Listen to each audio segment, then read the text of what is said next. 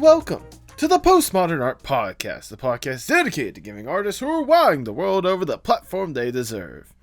I am your host, Nathan Ragland, and for today's episode, let's settle in for today's chat. Today's guest is Kyky Yang, an animator with an excellent gift for storytelling, as can tell from everything that she does, including her latest work, Detective Alice in the Inside Game. This was another fantastic conversation from a guest that was recommended to me by the wonderful Tipsy J Hearts. I sincerely thank her for that, and I sincerely hope you guys enjoyed the conversation that we had, especially when talking about kind of her art journey.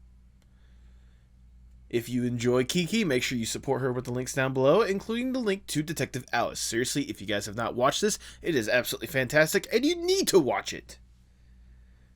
If you enjoyed the podcast, make sure you like, share, subscribe, or follow whatever audio streaming platform you prefer. Leave 5 stars wherever you can. I see that stuff, and I love it.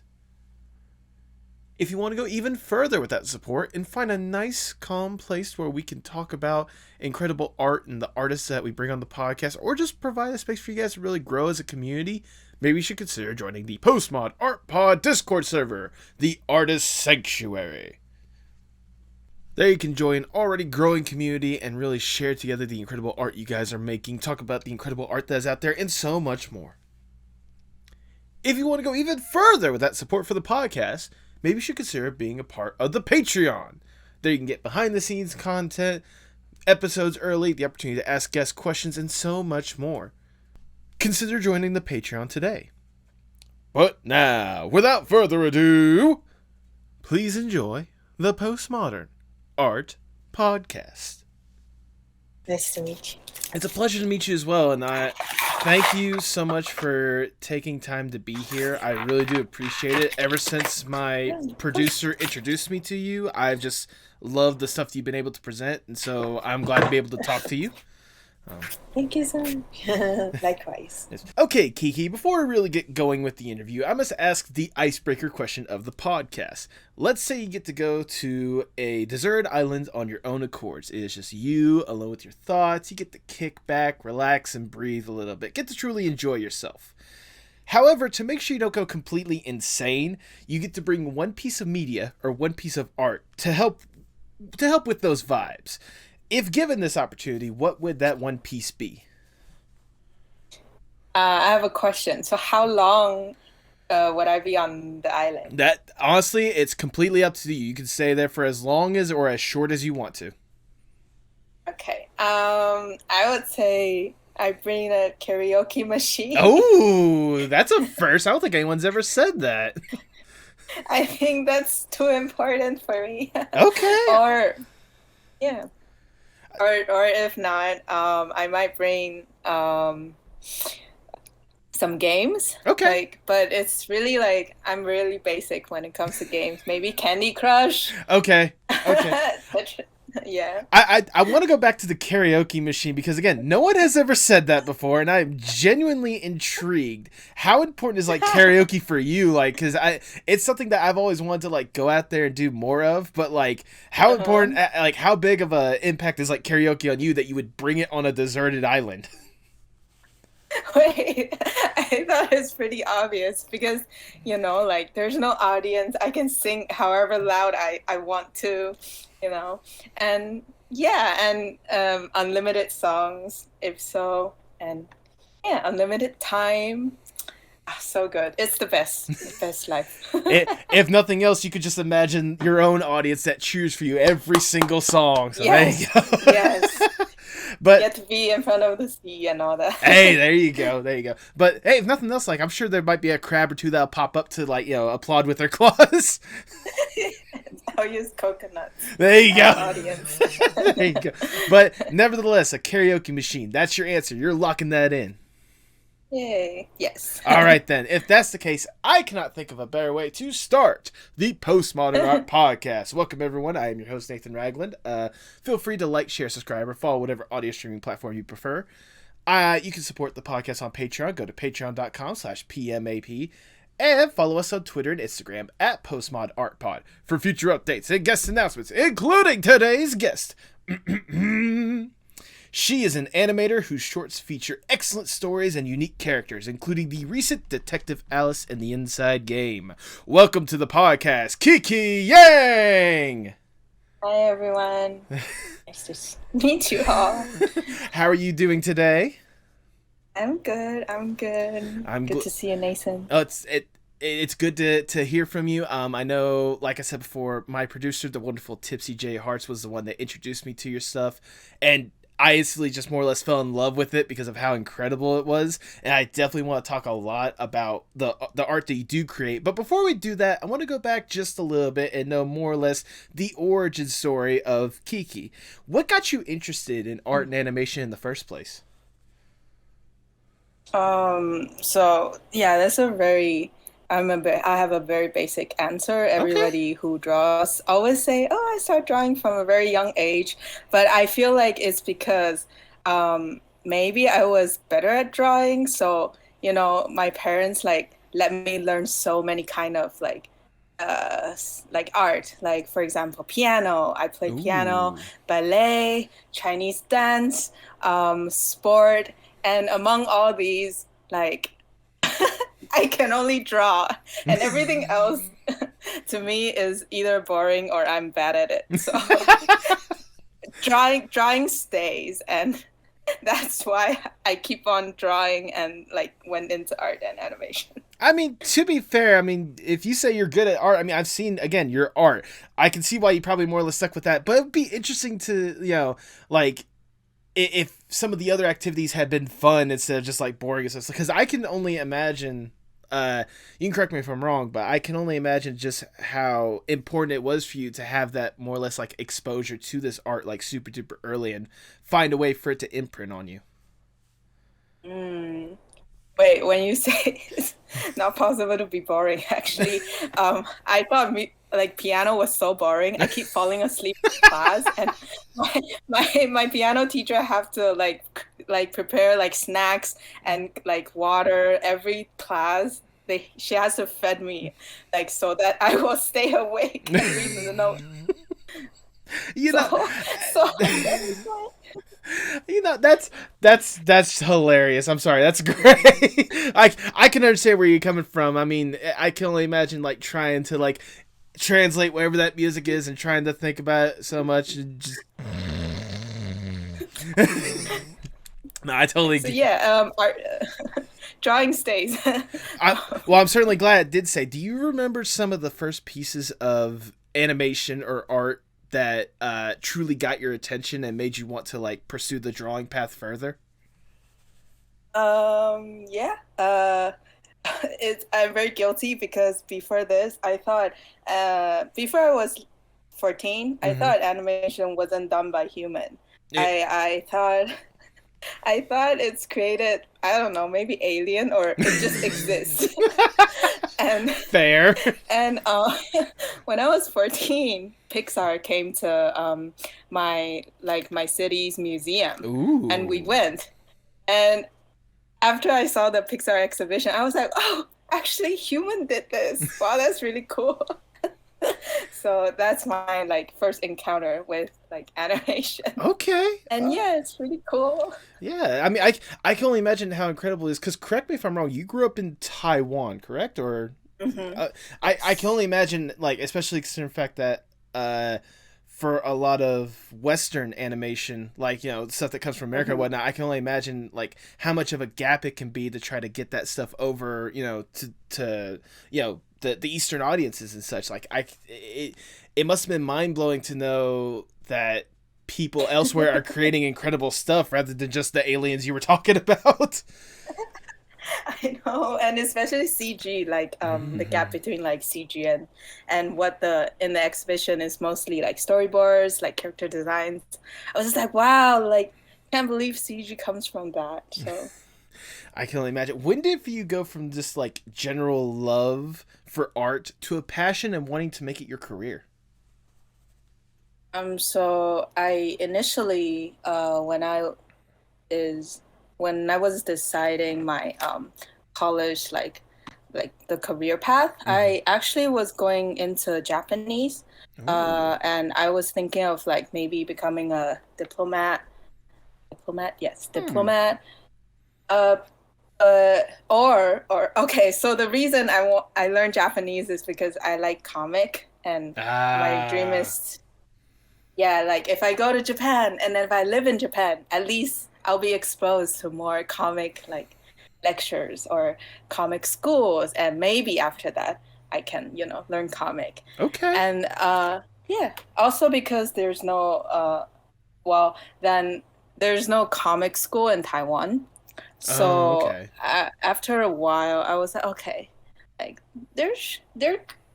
animation is also like an alternative path. Like if you like to draw, Mm-hmm. and if you like comic, then maybe animation is an option too. So that's why I was like, okay, I could do that. Yeah, there you go. I mean, it certainly works out. What is it about comics in particular? I know this might go slightly off the path of the questions I had or whatnot. What is it about Mm. comics that like grabbed your imagination? Like what led to like a love for comics for you? Wow, that I never thought about that because I thought because we're so close to Japan, Mm-hmm. we're like 3 hours away, Okay. so we're exposed to all these like anime comics from a very young age, maybe from may even from 5. Like Mm-hmm. we start watching anime from a very young age. It's synced into our life. So I never thought I never thought of this question. Everybody loves comic. I mean, Everybody true. loves anime. Yeah. So, I mean, I can only imagine. Like again, I'm sorry if this is like a little bit off the beaten path, but it's one of those like for some people like they could look at comic and animation and they can easily write it off as like stuff that's just childish. No one is gonna think much of it or whatnot. So I can only imagine like uh, for you, it must have been like incredible knowing that there are people out there like creating these over the top, extraordinary stories and such in these comics, or even like the simple slice of life stuff, like being able to mm, translate some of these cool stories into gorgeous comics at times. mm, that's true. Yeah. And it's kind of related to your like next question or the next one. Yeah. Yeah. Uh, Yeah. I was gonna actually going on to that next question. Do you remember some of the art and I guess maybe some of the comics that inspired your art style? I do have a manga artist that I really like from a very young age. Okay. Her name is Mori Kaoru, Kaoru Mori, Okay. um, and she draws British. Her initial like drawing was like, oh, British Victorian stories Mm-hmm. about maids, and Huh? Where it's does that sound really familiar? yes. And then she later on like shifts her whole like how do you say emphasis. Her later story is about Middle East traditional tribe Okay. and how they live their life totally different from like modern people. And so mm, I think from her comic I see how do you say the appreciation for a certain culture and Okay. appreciation for the lifestyle of some people that you never meet in life because Morikawa is Japanese. Mm-hmm. She's Japanese and she's never been to, for example, when she likes maid, she hasn't been to England yet, but uh, appreciation of, oh, there's such career, or these are these people like live in this period, Mm-hmm. and it's there is a kind of pure beauty that she expressed in her work. And from a very young age I was very influenced by like how she's very expressive and she likes to talk about how beautiful these things are. I can only And imagine. I was Yeah, and then I was influenced. I was like, wow, like you love this. Wow, that makes me see how beautiful this is. I love it too. I guess it's Yeah. just it just shows more than anything else that like especially with art, it's amazing how they could translate just so many beautiful things to where like it can be showcased and understand in any language in any culture that may not have that exposure beforehand. Yeah, yeah. It's very amazing. Yeah, and obviously, like I said before, that was a major influence to your art. So I don't see why don't we just jump right in and talk about your art. Because I've already said it a million times before, I absolutely love the art you've been able to present. Now I know that a lot of people first became familiar with you with your comics of your daily life, with you and your family and such. What exactly inspired you to create those comics in the first place? Mm, so I create these comics because as a kid, I used to like uh, travel and lifestyle illustrations or like comics. Mm-hmm. There's these comic artists, for example, Tagaki Naoko Okay. and Kiyomi Ono, or there's Taiwanese artist Wang Wan. They all like draw funny moments of their life or where they travel and the little stories of their life. For Mm-hmm. example, Takaki Naoko, she drew her first book was about her life being 150 centimeters. She's a short lady, and Okay. the whole this her whole comic book is about how she lives as such a short person in a city and what's the difference between like her view and other like taller people's view. Mm-hmm. And then Kiyomi-san, her art is about her traveling through Asia, and she draw like different cultures, like how do you say sceneries, and she draws like like this is what I bought from Thailand, and what's the culture in Thailand, and what did she do? So I how do you say I really like these uh, life Mm-hmm. slice of life pieces, but also it feels like it's a very like how do you say early stage of influencer, like nowadays Oh Instagram my god. influencers, but in my days it was like people draw them out and then publish them, and I get to enjoy their life with them. So Yeah. yeah. Now that I think about that little influencer thing, it never crossed my mind that that's essentially the same thing, except the comic artists put a lot more time and effort to make the stuff look beautiful compared to the Instagram Yeah. people that just grab a camera and go. Yeah. So it's the same. Like I get to know them and I get to see their fun life. Well, there you go. I mean, you had some like incredible stories that you presented as well. Some hilarious ones with you and your family and stuff like that. And the one thing whenever I was looking through your stuff, like I appreciate the fact that with each story you made sure to take the time to really illustrate like just about every single aspect of it. How much Mm. did creating those comics help with developing your storytelling skills that you would eventually use for your career? First things first. I drew these in English, so Yeah, it's a way. that's a good Yeah, start. it's a yeah. It's a way for me to practice English because I have to write them in Chinese and then look up the words, and then for drawing it's easier. Like, oh, I know what it looks like, but if I need to make it into dialogues, it's a good practice. Yeah. And then when I post it online, it's very helpful to see people's reaction, and when people commented like, "Oh, this one is more relatable," or people laugh more at this post, then like it makes me, how do you say? It gives me a opportunity to know that, oh, maybe this works. Like, this, how do you say? What's the word? Gig. Mm-hmm. This this works. Maybe this joke works. Maybe that joke didn't work. Maybe this Oh, is okay. too like Taiwanese. This is not universal enough. You know, so these kind of aspects, it's pretty helpful, Okay. especially since I came to America. It's Yeah. pretty helpful. I mean, Yeah. I can imagine just kind of understanding the universal language of comedy as best as possible really helped with Mm. like putting forth that story and that message and that whatever like joke or gag that you wanted to put in there. Like I imagine like having that reception on the internet must have really helped tenfold. Yeah. Can you think of any other like media, whether it be movies or shows or books or whatnot, that may have also helped inspire storytelling with you? Yes. So before I so I said I wanted to be a Japanese diplomat. Mm-hmm. Before this, I actually wanted to be a Chinese stand-up comedian. Like, Oh, okay. and and I really like listening to Chinese dialogue. I don't know if Okay. people's familiar with that. It's basically stand-up comedy. You can have two people or one people, but they basically go on stage and tell jokes. But Okay. it's usually about traditional stories or about politics.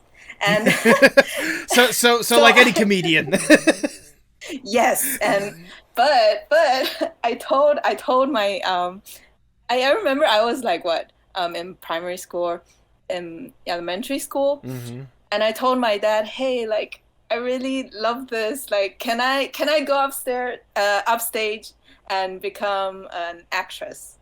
And my dad looks at me and said, actress needs to be prettier. Oh So man. I gave up. So I gave up. now Oh. now now I'm like I could have been a star, but it's fine. Thanks for that vote of confidence, Dad.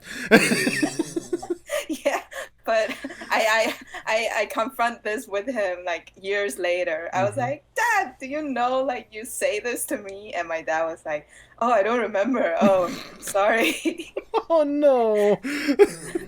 uh, yeah. Oh, I am sorry for you for that one. But I mean, that's incredible more than anything else, because I'm a person that's a big fan of stand up as well. Like I love watching like Mhm. stand up specials and listening to comedy, and I did not realize how universal comedy can be. Like for some reason it didn't click in my brain that there are stand up comedians in Japan or China and all that stuff, and like it makes me I'm curious what kind of humor, like what the humor over there would sound like, especially if I could translate it more than anything else.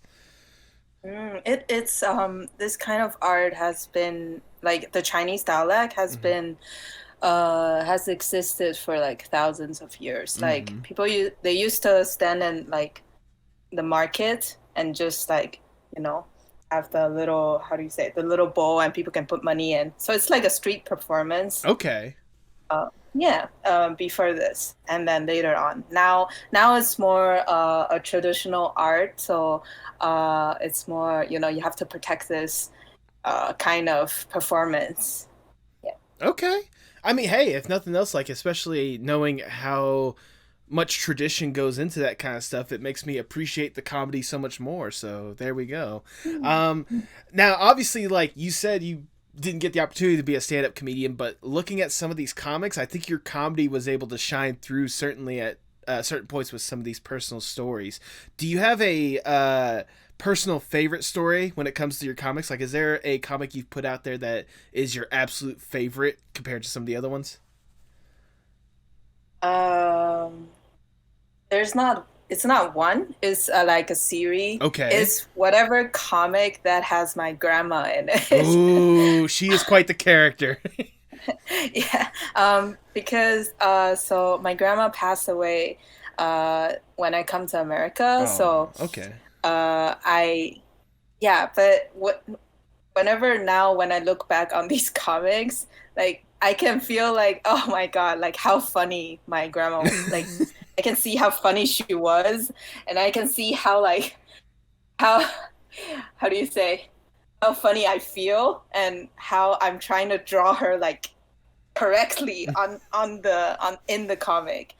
And also when she passed away, I kind of also drew a piece to kind of process my, like, how do you say, grief. Mm-hmm. So like seeing all comics about her, it's also like one part of my life. So I really like those. Oh, Yeah, it's that very sentimental. that it. You know what? I appreciate that sentiment. I can only understand. I can.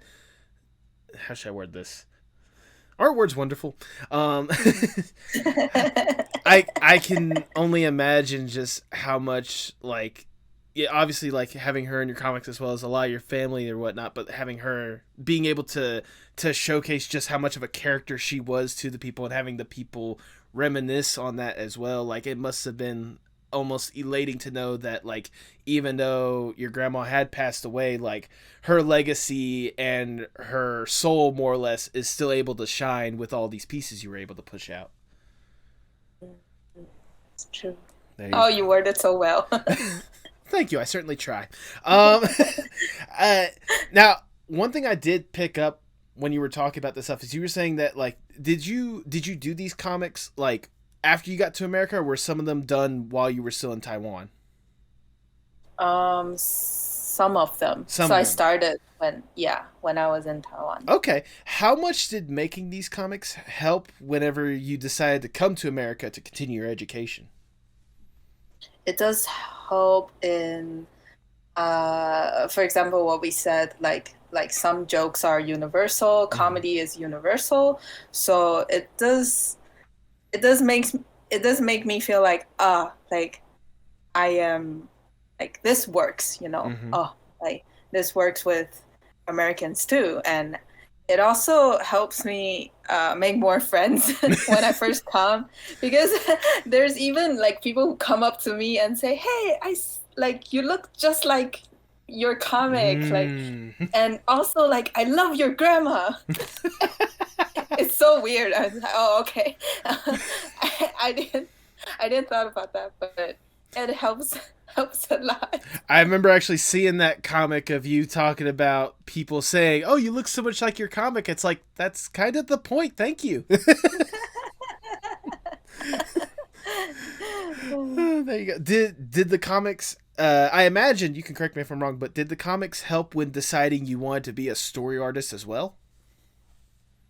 Uh, Actually, I decided to be a story artist before that, Okay.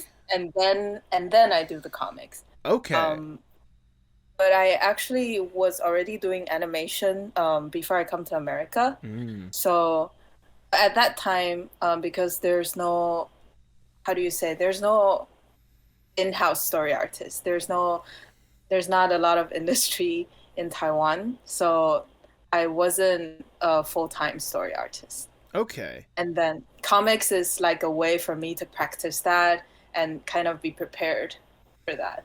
I mean, like, you obviously worded it perfectly right there. Like, I can imagine, especially being able to practice with these comics or whatnot, practicing how you wanted to, like, expressions and uh, jokes and stuff. Like, I Mhm. imagine that those comics were definitely integral.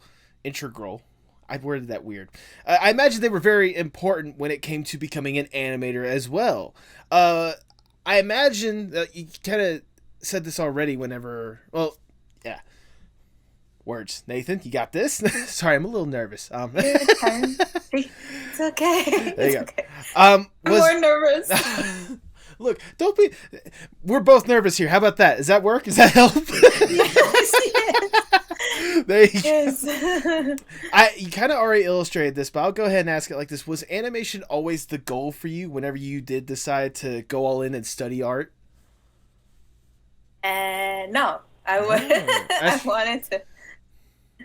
Yeah, I wanted to draw comics before I want to be an animator, actually. And I've so when I got into animation school in Taiwan, mm-hmm. I was actually thinking of like maybe, you know, maybe I won't do animation. Maybe I'll just like, you know, use this school as a, I don't know how you word that, like a jumping point, Yeah, a launch pad, I believe is the term. a launch pad, yes.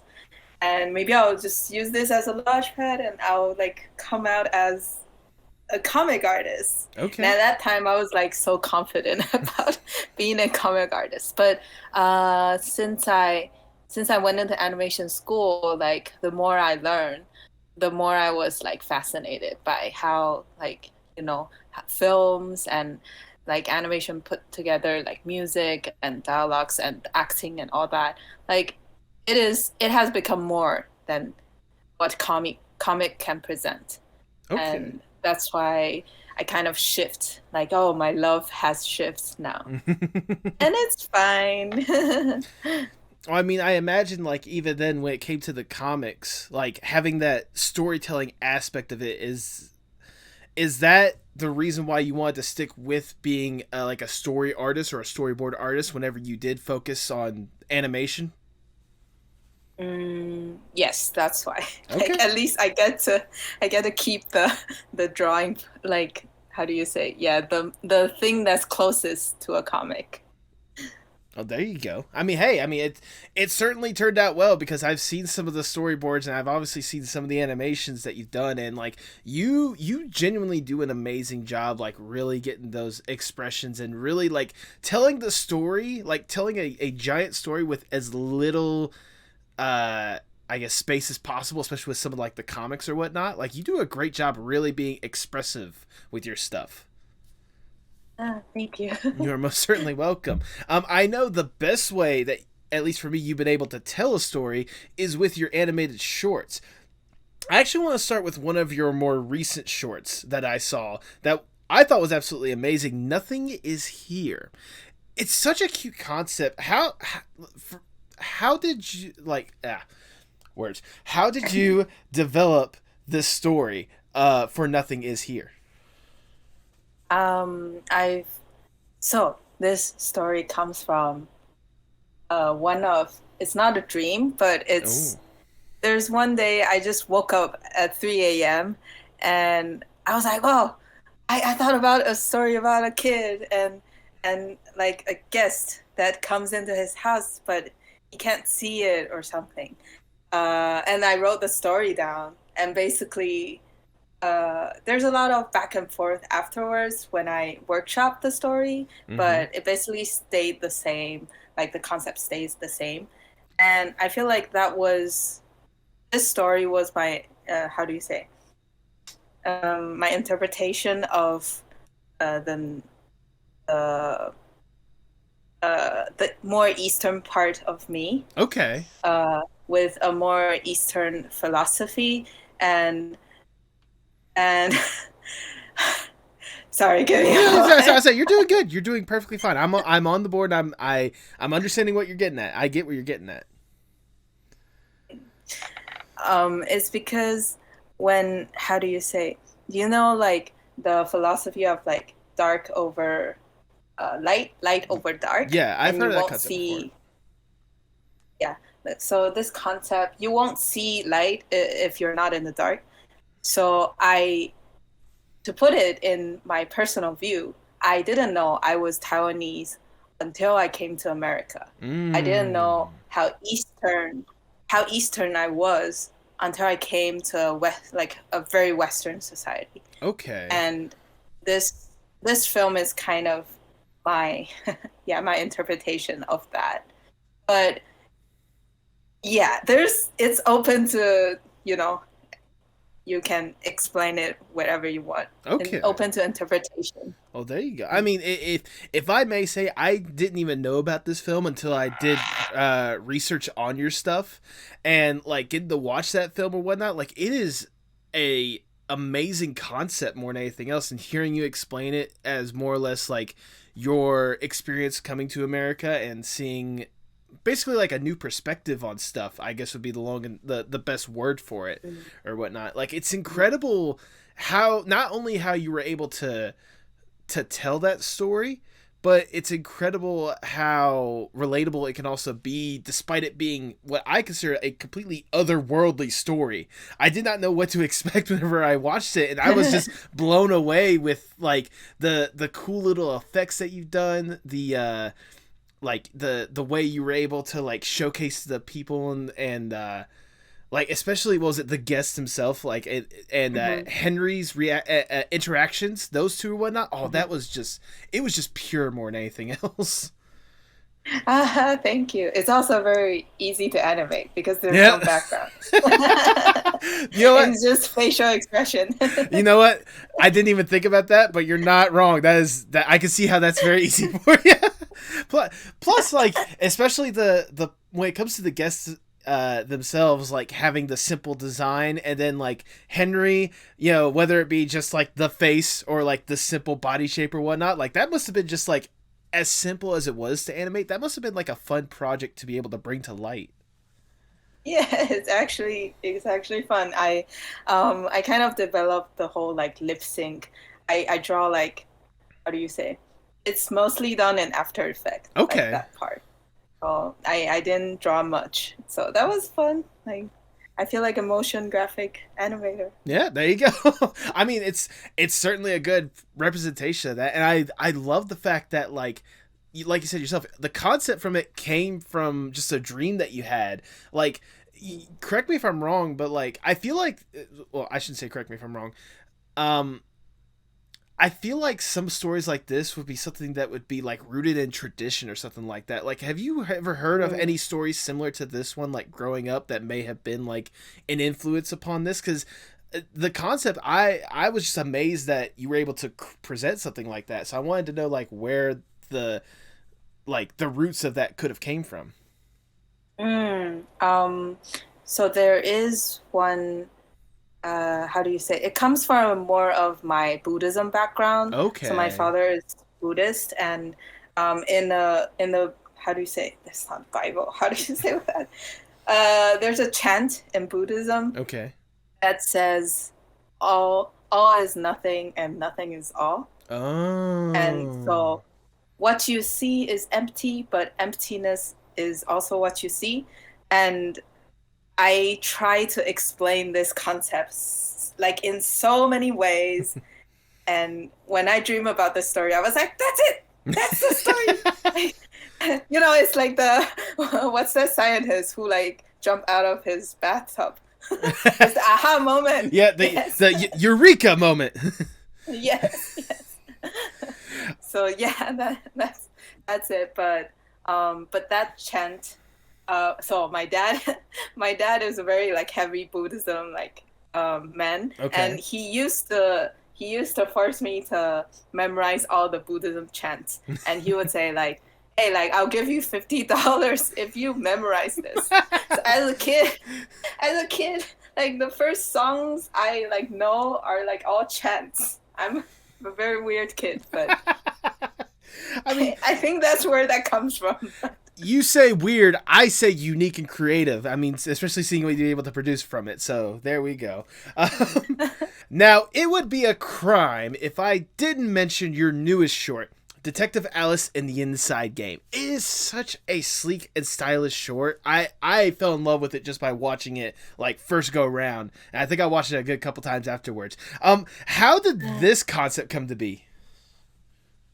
This it's just everything I like, and I want to make something I like right before I graduate. That that's the how do you say, that's the That's the long and the short of it. log line. Yeah, the short. But I've always wanted to make a more how do you say, entertain uh oriented LGBTQ story. Okay. I've already made one 3 years ago, but it was more, how do you say, mm, not linear. So this Okay. time, I would I would love to make something that, most people will like it right away, and it's gay. That's my goal. I mean, it's a good thing to certainly aspire for. It's a good goal. Yeah. And I can only imagine, like you were saying, that like this was a culmination of all the stuff that you love. Like this was basically just you creating all the stuff that you liked in a wonderful short. It reminds me back to whatever I was teasing earlier when you were talking about the one comic artist with the Victorian maids or whatnot. Was that one of the things that you like? Was that more or less where the characters came from? Like, is that where that concept started off? Like, where did the characters for this story come from? Mm. So the reason I want to do like maid stories is because it kind of was a develop from my the Nothing Is Here short. Mm-hmm. So when I was developing uh, a more soft and a more submissive and a more, not negative, but how do you say, a more feminine, like a feeling of the yin, yin and yang. Okay. And maids as servants are in the power dynamic hierarchy is a more like a lower, is a more submissive, and is a more how do you say, suppress, Mm-hmm. like exploit and suppress character. But Okay. I wanted to bring this kind of character back on top of the power dynamic. So I was trying Mm. to portray something that's very soft, very like harmless, and at the bottom of the dynamic. But I want to make it actually on top. Does that make sense? No, it makes perfect sense. Kind of like, was it subverting the expectation whenever a person thinks of the maid, instead of like them being the one that just listen and follow directions, do as they told. You wanted them to basically take command and say, "This is what's going to happen. I got this." Yes. And And yeah, that's the sorry. no, no, go ahead. You go ahead. Um, um, and yeah, I've how do you say? I've always been fascinating. I like the two, how do you say? The two extreme, like the Mm-hmm. black and white. And so, um, I think how to word this. So yeah, having the opportunity to portray uh, something that's softer and make you realize it's actually the other one. Okay. Like you said, is how do you say, the expectation, like twist the expectation. Yeah. But also that's the beauty of, like, it's not actually what you see. Like whenever you see something, there's also the exact opposite that is very close to it. That's why you see it. No, Does that make absolutely. sense? No, it makes perfect sense to me. Like I said before, like it was the subverting the expectations for you, whatnot, and seeing kind of more or less like the two extremes, almost more or less like going against each other, but yet meshing with each other, or whatnot. Like it was incredible to see that dynamic in play, especially as this short, as the story progressed or whatnot. Um, I can only imagine like what was the process for developing this short, if I may ask? Like when, like from concept to final product that you were able to release out there into the world or whatnot, like what was it like creating this story and crafting this unique power dynamic that you were talking about before? Mm. It's actually very soul crushing, because I go to school and I do this as my thesis, Mm-hmm. and so every week we have to do film workshop, Mm-hmm. to like workshop this story, and this story has been like, it's like mochi. You massage it, but it has been stretched so thin and stretched between like a lot of different opinions. At one point, um, it almost wouldn't work, because the story was too big. Initially, I wanted the detective and the maid. I actually wanted them to be spies, and Ooh. yeah, I love spies. And imagine like how exciting it is for like servants to be spies. That's Yeah.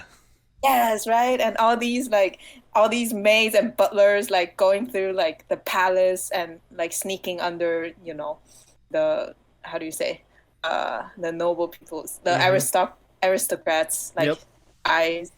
Like that's very exciting for me, but then it became too big for like a for for my 1 year project. So I have to tone it down, and until the very basics, something that people can catch right away. Mm-hmm. So I did use a lot of like more, how do you say, people recognize, oh, Sherlock Holmes. Yep. There's more there's more stuff that you can recognize, so I can focus on playing with the things that are different. Okay. Yeah. No, I totally get that, and like I'm sorry that the short had to be basically like tossed around and like dragged a billion different ways in order to get to the story that you presented. But if I may say, like, if the end results for all that was the story you did present or whatnot, you did the best out of a unique situation, because what you were able to put out there or whatnot, oh my god, I was invested the entire time. The characters you presented, I was invested in each and every single one. And I'm not gonna lie, like we've already talked about it, but the twist that you had of the maid being the bad guy more or less or whatnot, I honestly didn't see it until until Detective Alice like said something about it. Like you had me like I was caught off guard with that twist, but I was also like, okay, I see it, I get it, I understand it. Yeah, that's great. Yeah, because how much hints we have to put, like how much foreshadowing is also Mm-hmm. something like I debated with my workshop, like with teachers and with classmates all the time. Like they keep saying like, "Oh, you should put a hint here. You should put a hint there." Like it's so too sudden if you like just show it. And so yeah, when I put it, how do you say, when I released the film, a lot of people was like, "Oh, I knew it right away." Like when you put this foreshadow here, and I was like, "Oh, you knew it because my film workshop said I should put this foreshadow here." And I I did, and that's why you know, like, Well, if it makes you feel any better, I'm pretty sure the people that probably caught it right away was a very small amount of people because I was one of the ones that did not see the twist. But whenever I saw the twist, I'm like, okay, I can see how that could be. Like it was an understandable twist. And one of the things I love about this film is the aesthetic you did provide. You mentioned a little bit of having it kind of that Sherlock Holmes esque kind of thing. How important is it for you to nail that aesthetic of that classic crime caper for this film? um, it is. How do you say? Wow, this is a tough question. Okay. Um, I do. How do you say? Because I do shift from different styles, and I blended in a more uh, anime, a more, how do you say, a bit anime, a little Mm-hmm. bit realistic Right. to make sure that people can get into the world right away. Like Okay. you don't have to think about, oh, the art style, oh, this is a new world, or be amazed by, oh, this is like a new design or something. Like I try to stay as realistic as it is, but also it's furry, so Yeah. it's furry land, so I guess you I can mean, do whatever. you say realistic or whatnot, and I agree with that aspect. But I also feel like again, there are some elements of it that are just like completely out of this world, aside from the furry aesthetic or whatnot. Like I felt like this could be a story that could be told for like what was it, Lupin the Third or Lupin the Third or whatnot. Mm, Like yes. that was one that like I got instant vibes from that more than anything else. And plus like the you said yourself, like the dynamic of Detective Alice and the maid or whatnot, like their relationship and how it is showcased throughout the entire film or whatnot, like it wonderfully done if I do say so myself. Thank you. That one thing I did notice whenever I was watching the film or watching your short Mm, is that it was dedicated to the LGBTQ plus community. I mean, other mm, than the obvious plot point of Detective Alice and the maid, how important is it for you to have that representation in this film? mm. I personally, because I come from Taiwan, and Mm-hmm. Taiwan, as everybody know, the how do you say, the gay marriage just passed Okay. in 2018 or 17, and that is when I came to America. So mm, I haven't. So my experience in like Taiwanese, how do you say, attitude towards gay marriage was before that. So it was pretty suppressed, and my past relationship also faced a lot of like, oh, like not coming out or something like that. So I was pretty, how do you say, hungry for representation in especially the career path that I'm doing, animation. Mm-hmm. And uh, before this, recently, like the industry has improved, and there's a lot like booming, a lot of LGBTQ that's booming, and that's great.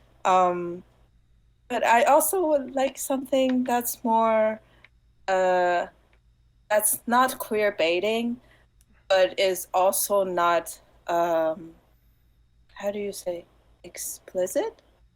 Exploitative. Um, exploitative.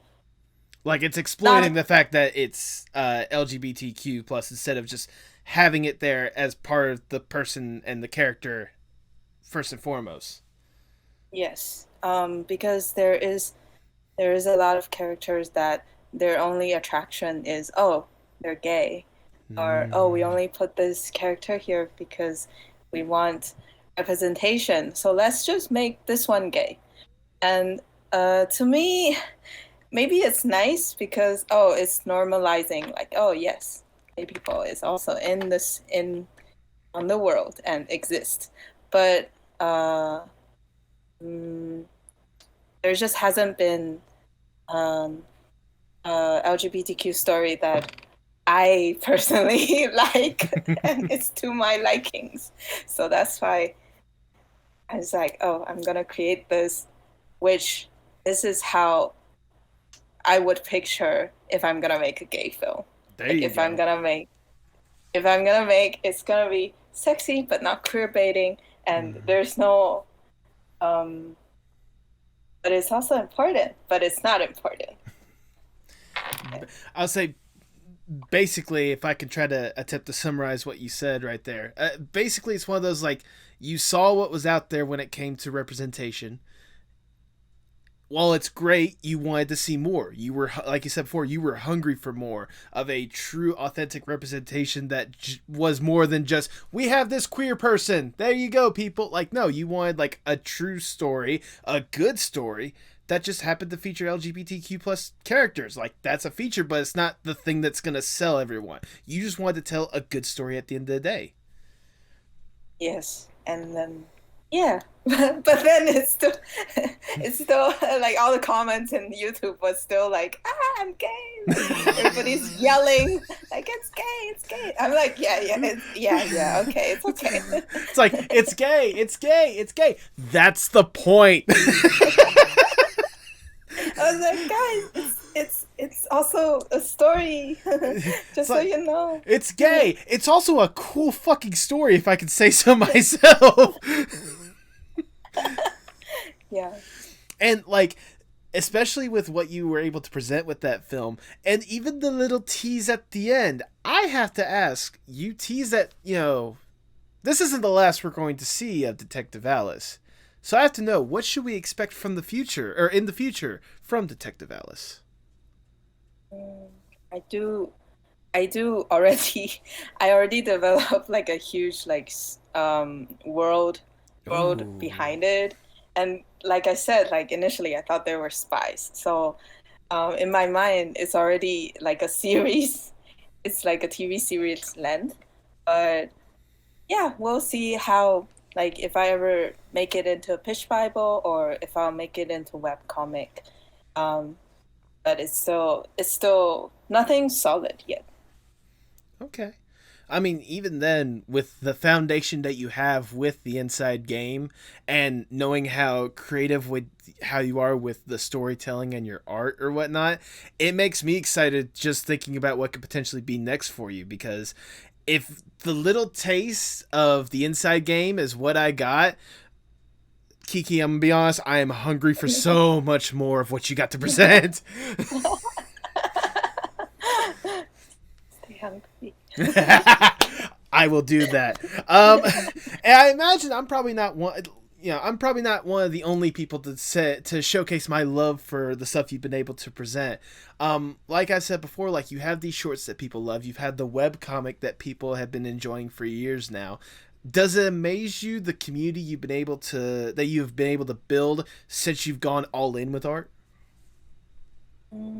Yeah, like mm, I wouldn't make this far if not for all the people around me and all the art community, especially since I came to America, Mm-hmm. and people has been way more supportive um, than back home, and I've been enjoying it so much.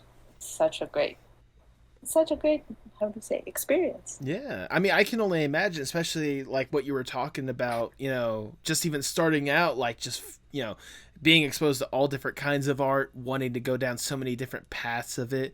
Like, considering your art journey that you've been on since you've gone all in, does it amaze you that you've come this far?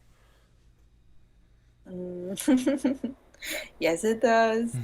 Because I start when I graduated in Taiwan. I start Mm-hmm. as a game cutscene designer. Oh, So I wow. work in a game company. Okay. Yeah, and I was making like the 2D scrolling mobile app game. Like, Okay.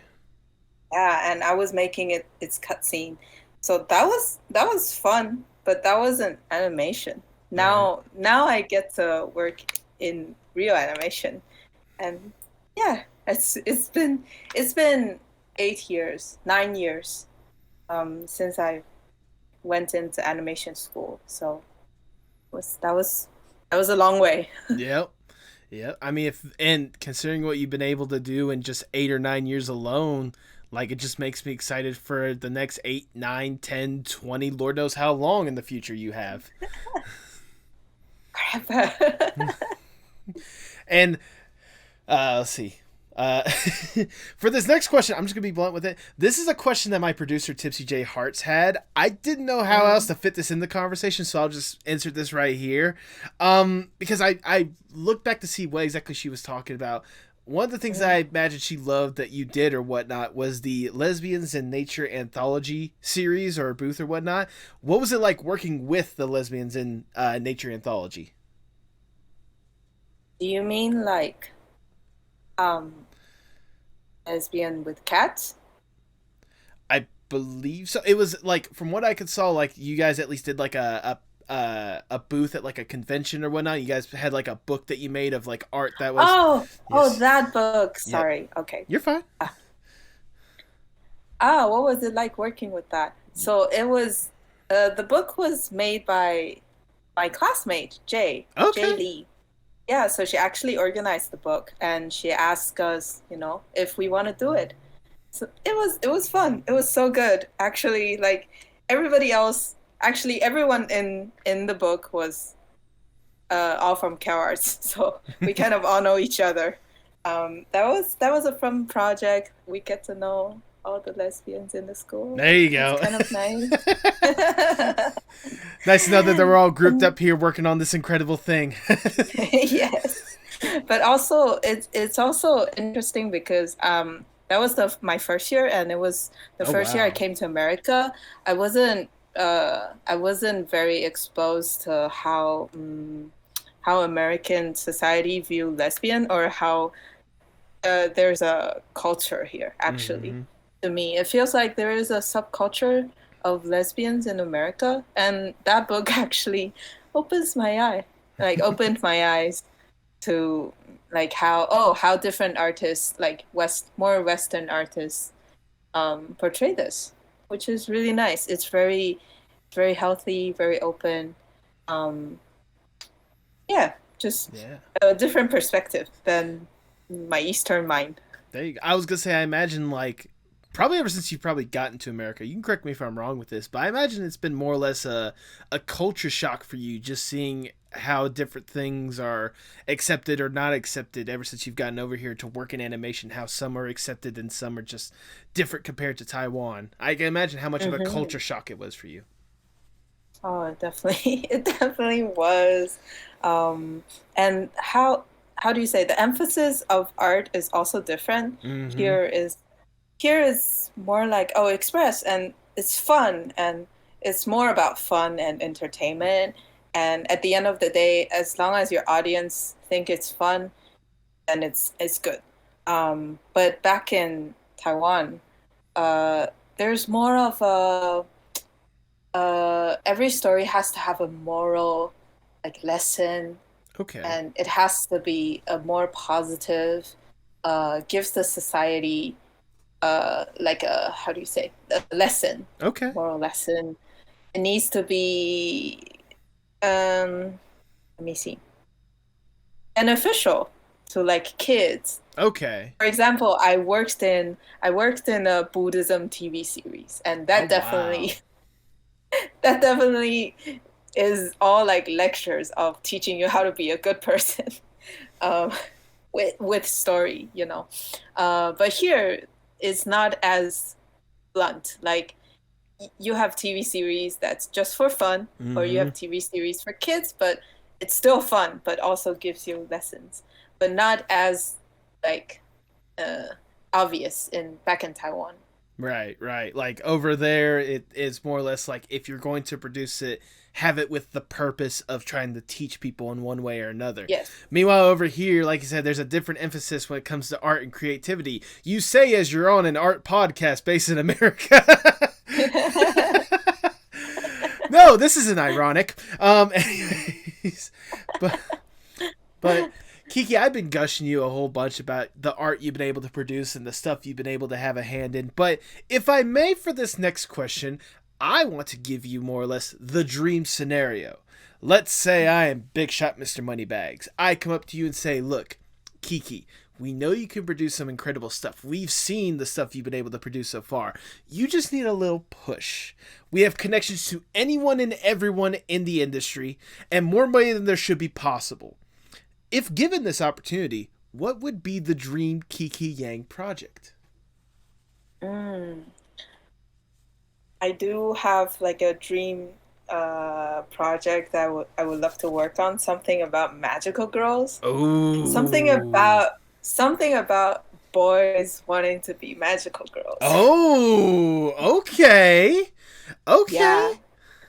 Okay, that's how much I can say. Like just that concept alone, like that leaves the door to so many different opportunities. Just think about the different art and transformations that could be implemented into it, the Hmm. stories that you can tell when it comes to like identity or whatnot, and like Hmm. how people want to represent themselves or whatnot. Like that, I feel like there probably is like there might be something out there of it, but if not, like that is something that needs to be emphasized, and especially knowing what you could do with art and animation or whatnot, I think you'd be perfect for the job to tell that story.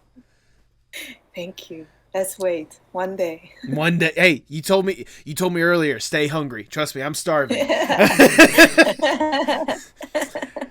But sadly, we have to come down from the dream scenario. We gotta get back to reality, and I'll ask the ever so generic question. Where do you hope to see yourself, say, 5 to 10 years from now? But at the end of like 10 years, I would love to see myself back home. Okay. Back in Taiwan. Because I do like at the end of the day, I still feel the need to like give back to my community. Mm-hmm. And yeah, so I might still go home. Uh or I might want to create something, some content that's more related to Taiwanese like culture. Okay. Hmm. You know what? That's a wonderful mentality. That's a good thought more than anything else. I'd love to see how you'd be able to give back, considering obviously that's your home. You grew up and you turned out fairly well, if I do say so. So I can only imagine you being able to go back and help that community grow more stronger than they probably already are. That'd be incredible to see. That'd be great. Yes. Now, as we start to wind down the interview, I just have one last question that I want to ask. Obviously, you've deeply entrenched yourself in art in one sense or another. Like you said, you grew up being exposed to so many different arts, and drawing was the one that you felt the most comfortable with. How Mhm. important is art, not just for you, but for the world as a whole? Uh, You're very lucky because I just saw this quote that's kept in my phone for a long time, and I Okay. just saw it today again. So the quote is, "We have art, so we shall not die of reality." And that this sentence was always at the back of my mind, and this will this sentence will keep me going. Like uh, keep my love for art, keep all the art that exists in the world, and keep on producing more. That is a beautifully worded quote, and that is a wonderful mentality to have, if I do say so myself. That is all the questions that I have for you, Kyky. I've already showered you with a whole bunch of praise, but I want to shower you with a little bit more because it's my podcast. I do what I want. Kyky, ever since my producer, once again, thank you, Tipsy J Hearts. Ever since my producer introduced me to you and your art, I knew I wanted to get a chance to talk with you and really get to know the incredible person behind the incredible art, because the stuff you've been able to produce, the stuff you've been consistently been able to produce for years now, it's incredible. It's incredible the characters you have been able to create, whether it's just you telling about your family or these unique characters for these over the top extraordinary stories. And your stories are ones that I resonate with, whether it's something that I truly connect with because of the familiar ties, or something that like I just resonate with because of, again, how badass of a story or how incredible of a story you've been able to present. Getting the chance to sit down and talk with you, get to hear your story, and get to truly know the journey that you've been on for, like you said, years now at this point, it gives me a deeper love and appreciation for the stuff you've been able to produce. And I'm certainly excited and hungry for whatever you're going to be able to push out next. So basically, the long and the short of it, thank you for what you do and keep up the incredible work. Thank you so much. I feel very showered. Hey, then I'm doing something right in this world. For those that may not already know and want to find out about these stories that I'm just absolutely gushing about, go ahead and plug your social media for the people at home. So you can find me on Instagram is kyky.yang, kyky.yang. Well, there you go. Yeah, you'll find me there. There you go. That's a good place to start. Do you have any final words before we sign off?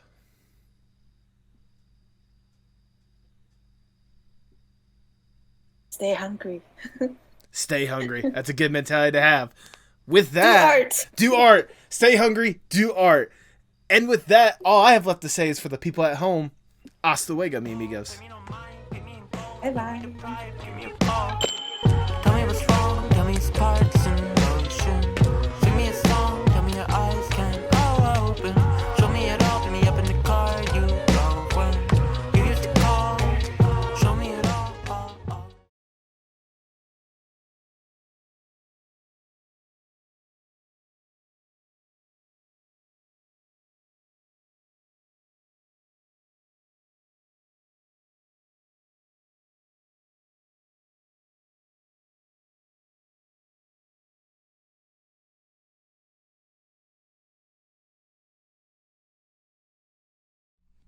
Thank you so much for sticking around to the end. If this is your first time listening to an episode, I greatly appreciate it, and I sincerely hope you enjoyed. If you're returning, thank you. Thank you for continuing to show love and support for this podcast. I know last week I talked about how close I was to 1,000, and well, here I am. We hit 1,000, guys. 1,000 of you guys actually find this quality, and I greatly appreciate it. And I made a huge post about it on Twitter, made a huge post about it through the YouTube posting or whatnot. I wouldn't be here without you guys, and I cannot thank you enough. And I sincerely hope to warrant that subscription more and more. And the best way I know how to do that is to keep providing you guys some incredible episodes with some incredible art, such like today's episode with Kyky. Like I said, Kyky was someone that Tipsy had recommended to me, and I cannot thank her enough because I'm sure you guys probably saw if you watched the video version or if you guys take the time to look up Kyky's stuff. Kyky has a gift. Kyky's really good. And I sincerely anticipate whatever she does next. Kyky, if you've made it this far, thank you for what you do and keep up the awesome work. You're doing a fantastic job.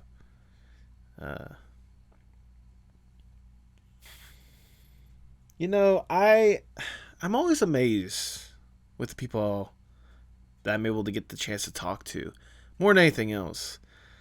I think I talk about it a good bit, but like, I don't think you guys I don't know if you guys understand, like, aside from this podcast itself, I have next to no business talking to any of these guys. I'm not an animator in the business. I'm not an artist that is making incredible stuff or anything like that. I'm just a guy that wants to talk to great artists.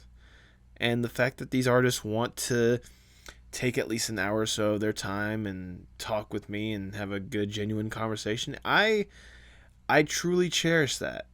And I hope you guys understand that, like, it's surreal how I'm able to do this stuff. Sorry, that was a burp right there. It's surreal to me how I'm able to still do this stuff. And, especially like today's conversation and some of the conversations to come, I only hope that I can continue to bring you guys some good quality conversations more than anything else. You came here for it. You subscribed for it, hopefully. And I sincerely hope that you guys get the chance to truly love and appreciate more incredible artists. Yeah. And with that, the last thing I'll say to you guys is just spread the love out there. There's a lot of stuff going on. There's a lot of BS. Just showcase that love for others. Showcase that love for yourself. Just spread the love out there. We all need it.